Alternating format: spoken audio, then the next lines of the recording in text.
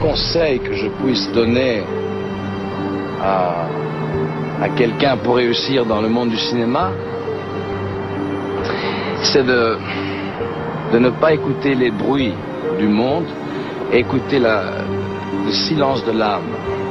C'est-à-dire, tous les gens te diront dans la vie, c'est impossible, t'es trop loin, c'est pas faisable, c'est trop dur. Ça, c'est les bruits du monde. Mais les gens n'écoutent jamais le silence, qui est un son de l'âme, c'est-à-dire de se remettre sur soi-même, à l'intérieur de soi-même, et de réaliser, de demander à soi-même ce qu'on veut faire dans la vie. Que ce soit d'un jardinier, un pilote d'avion, ou tu sais, n'importe quoi, mais d'être heureux. Et quand on a la réponse, elle viendra automatiquement, c'est de suivre ce silence. Et c'est ça que j'ai suivi.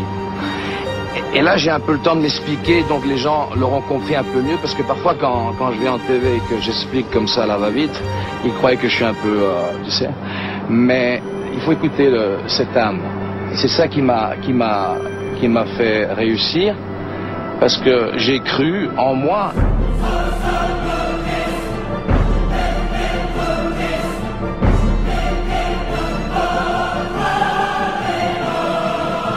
Là, je comprends plus, là.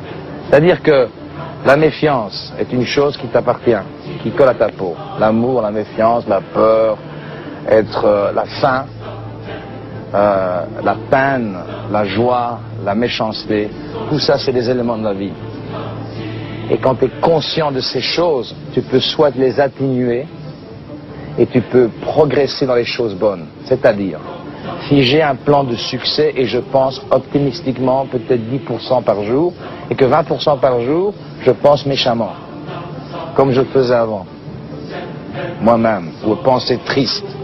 Tu es conscient de ces qualités, donc tu peux commencer à les compresser jusqu'à les atténuer et tu peux pousser avec ta conscience, being aware, sur les choses meilleures de ta vie. Et tu deviens beaucoup plus successful. Tu deviens une histoire de succès à cause de la conscience des choses. Et ça, c'est le mot aware. Si on retient mon nom, c'est que j'ai pas fait mon travail. C'est-à-dire que mon nom est devenu plus fort que mon travail. Alors, si je fais un travail avec cœur et que je fais bien mon travail, ma création deviendra plus grande que mon nom. Alors moi, je n'ai pas encore créé quelque chose qui est plus grand que mon nom. Si un jour j'y arrive, je serai un garçon qui aura beaucoup de chance parce que ma création aura effacé mon nom grâce à son talent. Trop moqué, Jean-Claude a fini par avoir peur d'être Van Damme. Il en a marre de passer pour un taré et décompresse à coups de pompe et d'haltère avant d'attaquer l'entretien en français. Van Damme, avec son gros cœur, ses concepts et ses feelings, se sent traqué dans ses réponses et tronqué dans sa pensée. Il ne trouve son salut qu'avec son public. Je suis ce que je suis. Je suis Jean-Claude Van Damme. Chaque fois que j'ai pensé à quelque chose, que j'ai rêvé de quelque chose, et que je l'ai commencé, je l'ai toujours fini. On vous a beaucoup moqué sur un mot qui est le mot aware. Vous étiez aware. Est-ce qu'aujourd'hui vous pourriez nous dire ce que voulait dire ce mot-là que vous employez presque à chaque phrase? Je suis aware. En français, ça veut dire conscient. Conscient de la chose. Et conscient de quoi? D'avoir, comme on dit en américain, un awareness. Être conscient de tout ce qui se trouve autour de nous, à l'intérieur et entre nous. J'aimerais bien que les gens comprennent que tout est possible. Si jamais un jour vous voulez faire quelque chose, affirmez ça vous-même et gardez toujours cette pensée, la même chose, être focus, comme on dit en américain, avoir cette même pensée continuelle.